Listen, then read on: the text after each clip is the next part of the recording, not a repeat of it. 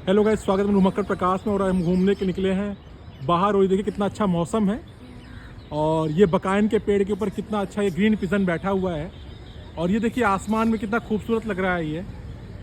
और ये देखिए गजब शानदार नज़ारे हैं और प्राकृतिक की खूबसूरती। और साथ ही साथ ये देखिए किस प्रकार का ये कितना खूबसूरत पक्षी है ये।